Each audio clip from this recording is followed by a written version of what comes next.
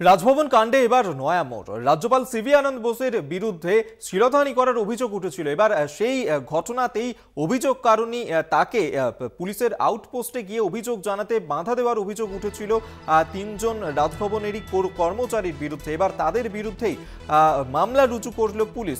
রাজ্যপালের বিরুদ্ধে শিরোধানির অভিযোগ উঠেছিল, কিন্তু অভিযোগ কারণী তিনি যখন পুলিশের আউটপোস্টে যান সেই সময় তাদেরকে আটকানোর চেষ্টা করা হয়। সেই অভিযোগেই তিনজনের বিরুদ্ধে মামলা রুজু পুলিশের। এবং রাজভবনের তরফে ইতিমধ্যেই সিসিটিভি ফুটেজও প্রকাশ করা হয়েছে সেই ঘটনাতে। এবং এই ঘটনাতেই এবার রাজভবনের তিন কর্মচারীর বিরুদ্ধে মামলা রুজু করেছে পুলিশ। আমরা এই নিয়ে বিস্তারিত জানবো। রিয়া মাঝি এই মুহূর্তে আমাদের সঙ্গে টেলিফোনে রয়েছেন প্রতিনিধি। রিয়া, রাজভবনের তিন কর্মচারীর বিরুদ্ধেই মামলা রুজু করেছে পুলিশ। কি অভিযোগ তাদের বিরুদ্ধে, কেন তাদের বিরুদ্ধে মামলা রুজু করলো পুলিশ?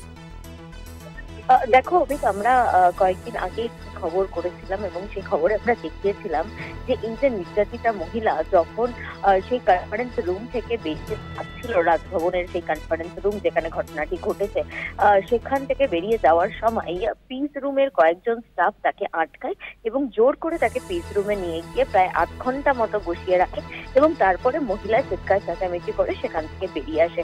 এবং এই যে মহিলার বয়ান যে তাকে আটকে রাখা হয়েছিল এবং তারা রাজভবনের স্টাফ উল্লেখ ছিল, এবং সেই কারণেই কিন্তু যেটা দেখা গিয়েছিল যে তারপরেই কিন্তু তাদেরকে আইডেন্টিফাই করার কথা বলা হয়েছিল। যারা সেটের অর্থাৎ এনকোয়ারি টিমের যারা আধিকারিকরা, তারা কিন্তু রাজভবনকে বলেছিল যে তাদের ছবি চিহ্নিত করে তাদেরকে যাতে আইডেন্টিফাই করে যাতে পুলিশকে জানানো হয়। কিন্তু সেই বিষয়ে কিন্তু রাজভবনের তরফ থেকে কিছুই জানানো হয়নি এবং তারপরে পুলিশের তরফ থেকেই কিন্তু সেই তিনজনের নামে, এই তিনজন এই মহিলাকে আটকেছিল মহিলার বয়ান নিয়ে, এই তিনজনের নামে কিন্তু মামলা রুজু করা হয়েছে। তারা ফোর্সফুলি আটকে ছিল এই মহিলাকে এবং তারা সবকিছু জানতো, জেনে এই ঘটনা ধামাচাপা দেওয়ার জন্য তাকে আটকে ছিল। এই একাধিক মামলা কিন্তু তাদের বিরুদ্ধে, একাধিক সেকশনে তাদের বিরুদ্ধে কিন্তু মামলা রুজু হয়েছে ইতিমধ্যে। ধন্যবাদ তোমায়। রিয়া মাঝি আমাদের সঙ্গে টেলিফোনে ছিলেন প্রতিনিধি। আপনাদেরকে আরেকবার জানিয়ে রাখবো, যেখানে রাজভবনের তিন কর্মচারীর বিরুদ্ধেই এবার মামলা রুজু করল পুলিশ।